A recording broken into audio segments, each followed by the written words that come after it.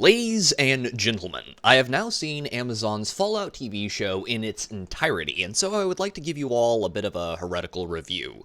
Let's talk about what I liked, hated, or where I see room for improvement. So with that out of the way, let's get into it. Also, spoilers. Duh. Well, right off the bat, pacing issues.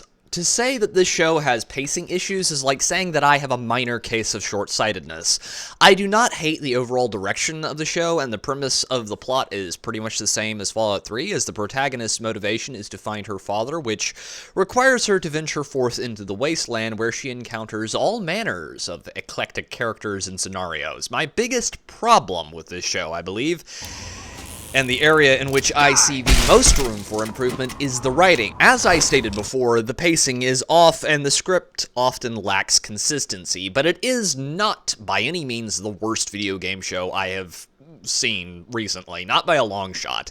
Even with all of its problems, it manages to capture the basic feel and themes of Bethesda Fallout. I look forward to seeing whether it improves or not in Season 2, which is more than I can say for any other video game adaptation in the last forever, really.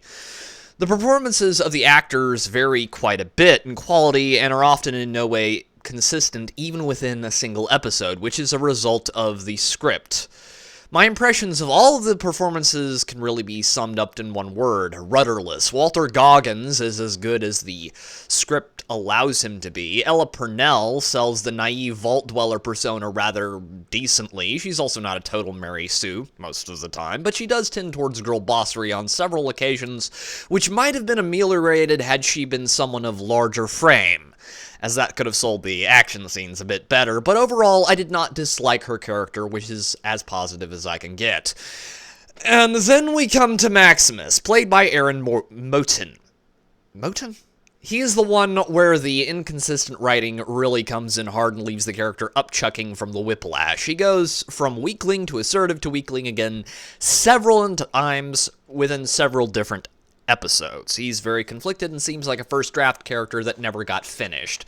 The overall tone of the show is very late stage Bethesda Fallout and attempts to balance the horror with comedy.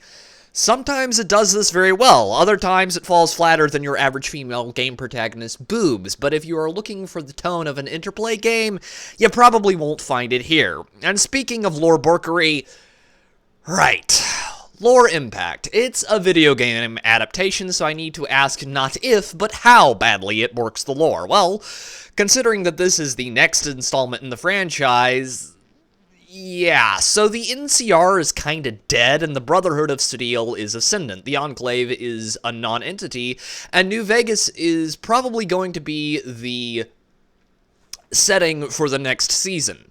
Shady Sands has been created by the main character's dad because he's a pre-war Vault Tech employee and thus an evil scumbag. There is a rather glaring timeline inconsistency, and the Flying Brotherhood. Power armor? Just why? You tards do remember jump packs, right? Not to mention that this design makes no sense, as it makes it impossible to use a firearm mid-flight, thus negating much of the usefulness of the added mobility. But I will attempt to rein in my inner power armor nerd so that this doesn't turn into me ranting about the theoretical abuses of power armor in a military application. There are plenty of problems with this show. However, if you want something fun and vaguely Fallout flavored and have an evening to blow, there are worse ways to do so. After all, you could be playing Fallout 76. And on that shady note, ladies and gentlemen, I will open the floor to you. Tell me what you think down below. This has been Pete, Theoretical Nerd, signing off.